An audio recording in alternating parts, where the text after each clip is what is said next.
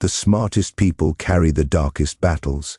If you're ready to hear what no one else will ever tell you, subscribe and stay with me. Being too smart is supposed to open doors, make life easier, help you fit into rooms where others struggle to understand what's going on. But the truth is far darker. High intelligence often does the opposite. It pushes you further away from the world you're trying to belong to. When your mind works faster, deeper, sharper than the people around you, connection becomes complicated. Conversations feel shallow, interactions feel scripted, and slowly, without even noticing, you start shrinking yourself, hiding parts of your mind so you don't overwhelm people, so you don't seem arrogant, so you don't become the difficult one.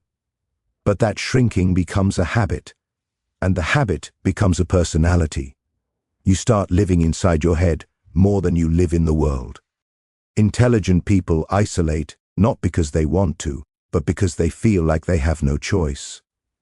The more you understand, the less relatable you become. You see the layers behind people's words, the motives behind their actions, the patterns they don't even realize they're repeating. It becomes exhausting to pretend you don't notice. It becomes tiring to translate your thoughts into something simpler, something others can digest, and eventually you stop trying, you stop sharing, you stop opening up. Silence feels safer, solitude becomes easier, and anyone looking from the outside assumes you're cold, distant, uninterested. But you're not. You're just tired of feeling like an outsider in every room you enter. There's a strange loneliness that comes with being too smart. It's not the loneliness of being alone. It's the loneliness of being surrounded by people who can't meet you where you really are. You laugh when you're supposed to laugh. You nod at the right moments.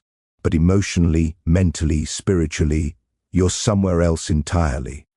You think too deeply for small talk. You feel too intensely for casual friendships. You care about things others overlook, and you notice things others aren't built to see. The world becomes noisy, slow, and painfully predictable. And being around people can make you feel even lonelier than being by yourself. You start craving someone who understands without needing everything explained. Someone whose mind doesn't get lost when yours speeds up. Someone who doesn't mistake your silence for disinterest or your intensity for aggression.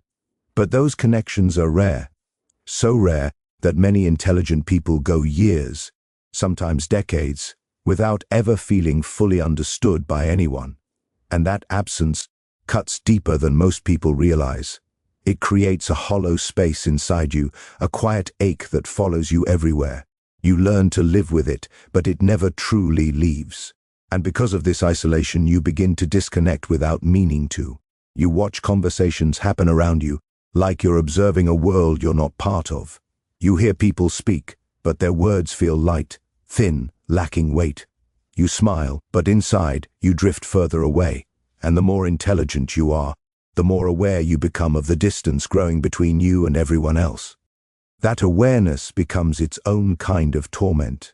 You start questioning if there's something wrong with you. You wonder if you're the problem. You wonder if maybe, just maybe, being smart isn't the blessing everyone thinks it is. But the darkest part is this: the world doesn't see your isolation as suffering. They see it as strength. They assume you prefer being alone. They think you don't need anyone. They think you're built differently. And eventually, you start believing it too. You convince yourself that connection is optional, that loneliness is normal, that you're better off staying inside your own mind. But deep down, buried under the logic and the armor, you know you're just protecting yourself from the pain of never being truly known. And that is the silent tragedy of high intelligence. Loneliness becomes the price of clarity. Overthinking doesn't arrive loudly. It slips in quietly, almost gently, disguising itself as awareness, responsibility, intelligence. At first it feels like a strength, the ability to analyze everything, understand every angle, predict every outcome before it happens. But slowly it becomes something else. It becomes a trap, a cage built from your own thoughts, a prison you carry inside your mind. And the worst part is that no one sees it happening. They see your calm face, your organized life, your sharp insights. They don't see the storms underneath, how your mind replays conversations, rewrites possibilities, and reimagines disasters that never happened but feel real anyway. High intelligence magnifies this. It turns simple moments into complex puzzles. A silence becomes a threat, a look becomes a judgment, a decision becomes a burden.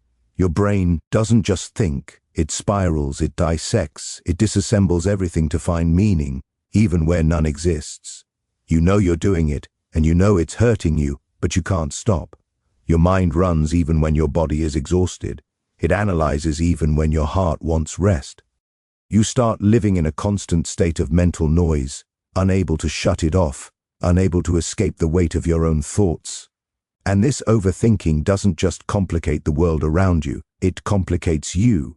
You begin to second guess every feeling, every intuition, every reaction. You wonder if you're being too sensitive or not sensitive enough. You wonder if you should speak or stay silent, move or freeze, trust or pull back. Every choice becomes a battlefield. Every emotion becomes a riddle. You don't allow yourself to simply feel. You demand a reason, a pattern, an explanation. You dissect your own heart until its voice is too quiet to hear. People assume intelligent minds are confident. They assume clarity, but often the opposite is true. The smarter you are, the more possibilities you see. And the more possibilities you see, the more trapped you feel. You don't see one path, you see 50. You don't see one outcome, you see 100. Decision-making becomes suffocating, not empowering. You label it overthinking, but in reality, it's fear disguised as logic. A fear of making the wrong choice, a fear of failing, a fear of being misunderstood, a fear of losing control. The mind becomes a battlefield where every thought is an enemy soldier. You argue with yourself, you negotiate, you doubt, you plan, you rewind, you replay, and the world keeps moving, unaware that inside you a war is happening every minute of every day. This kind of overthinking also kills peace. It steals sleep, destroys presence, and makes joy feel temporary. Even happiness becomes something you analyze instead of experience. You question why you're happy, how long it will last, what could ruin it, who could take it away. You don't get to rest in moments. You break them apart until they lose their warmth. And then there's the emotional cost. Overthinking makes you cautious, guarded, distant. You hesitate to open up because you've already imagined 100 ways it could go wrong. You hesitate to trust because you've analyzed every potential betrayal. You hesitate to love because your mind whispers every reason it could end in pain. Overthinking convinces you that preparing for the worst is safer than hoping for the best. It convinces you that staying in your head is safer than stepping into the world.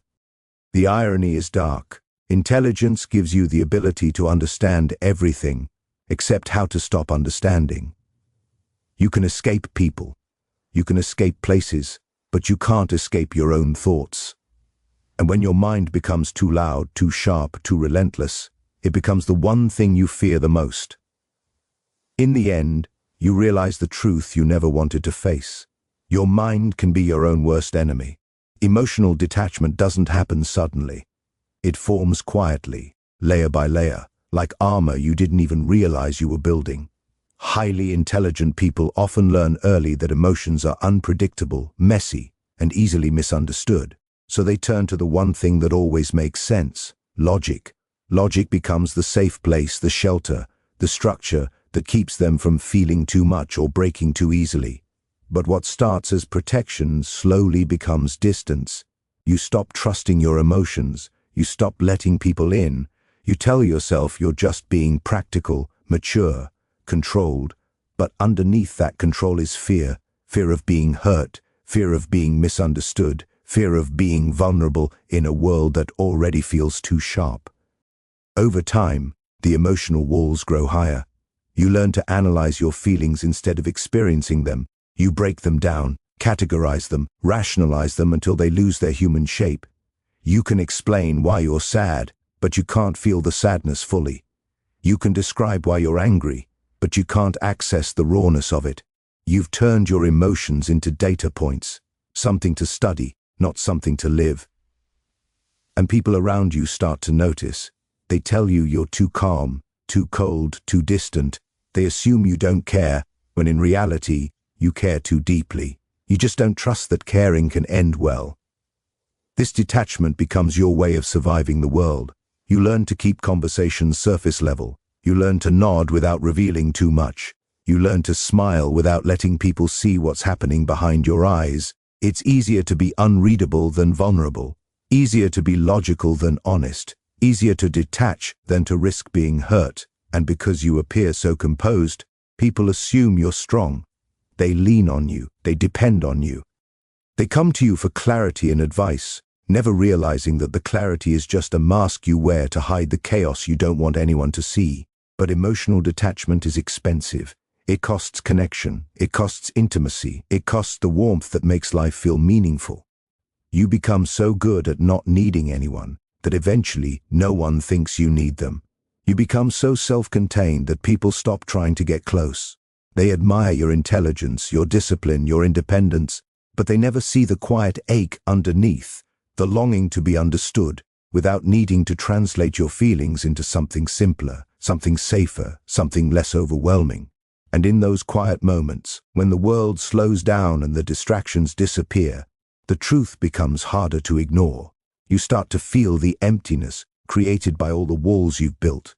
You notice the silence where connection should have been. You recognize the hollowness of emotional self-control taken too far. Logic gives structure, but it doesn't give warmth. It doesn't offer comfort. It doesn't replace the human need to be seen, touched, understood, held. And it can't heal the pain of realizing you've spent years hiding the most human parts of yourself behind the idea of being strong. But even then, letting go of the detachment feels dangerous. Vulnerability feels like stepping toward a cliff with no guarantee you'll land safely. So you stay guarded, you stay controlled, you stay calm even when your heart is begging to be felt. You keep pretending that emotions make you weak, even though the truth is that avoiding them has only made you feel more alone. There is a darkness in living this way, a quiet suffering that becomes part of you. You carry it with you everywhere, in every conversation, in every relationship, in every moment when you choose logic over feeling because you're afraid of what feeling might reveal. And eventually, the realization hits you with a cold, unforgiving clarity. Walls protect you, but they also imprison you. Awareness is a double-edged blade. It cuts through illusions, exposes truths, reveals patterns others walk past without ever noticing. At first, that feels like a superpower, like you can see the inner workings of people, relationships, situations, the world itself. But with time, that clarity starts to feel heavier than it feels helpful. The smarter you are, the more you notice. The more you notice, the more you understand. And the more you understand, the more exposed you feel to the darkness that sits quietly beneath everything. You begin to see the motives behind people's actions, the insecurity behind their confidence, the wounds behind their cruelty, the emptiness behind their ambition. You see the manipulations disguised as kindness, the lies disguised as politeness, the selfishness hidden inside good intentions. And once you notice these things, you can't unnotice them. You can't turn your brain off. You can't pretend you don't understand what's really happening, even when life would be easier if you could. Awareness becomes weight, a burden you never asked for but can't put down. While others move through life believing in simple reasons and clean answers, your mind picks apart every layer until the truth is almost too sharp to hold. You see the fragility of relationships, the temporary nature of affection, the way people love with conditions they don't admit out loud. You see how fear drives decisions, how insecurity shapes identity, how pain creates patterns that repeat over and over. And sometimes, knowing all of this makes the world feel unbearably bleak. You notice how people run from their past instead of healing it, how they sabotage what they care about, how they hurt others just to avoid confronting the hurt inside themselves. You understand the psychology behind it perfectly, almost clinically. But that doesn't protect you from the ache of watching it. Intelligence makes you aware, but awareness doesn't shield you. It makes you more vulnerable to every quiet cruelty, every hidden intention, every subtle disappointment. And it's not just people you see more clearly. You start to see yourself with the same harsh precision. You see your flaws without mercy, your fears without disguise, your mistakes in painful detail. Awareness turns inward and becomes self-analysis, then self-judgment, then self-punishment. You recognize your patterns, your defense mechanisms, your emotional scars. You know exactly why you are the way you are, but knowing doesn't erase anything. It just makes the truth harder to escape. The more you understand the world, the more disillusioned you become. The more you see the mechanics beneath the surface, the harder it becomes to find comfort in the surface itself. Mystery disappears, wonder fades, innocence becomes impossible. Life doesn't feel magical, it feels exposed, revealed, naked, and knowledge becomes its own kind of poison, a slow drip that leaves you hyper-aware of everything other people can blissfully ignore.